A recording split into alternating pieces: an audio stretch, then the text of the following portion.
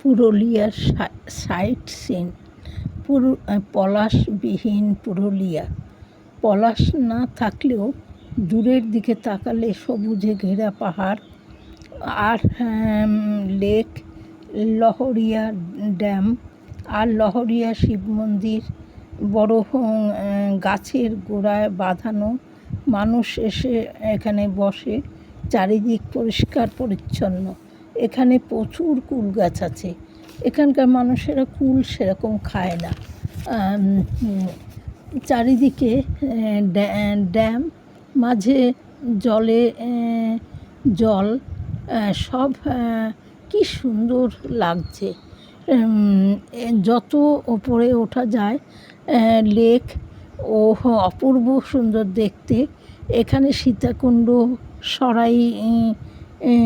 সবাই যাচ্ছে কাঠে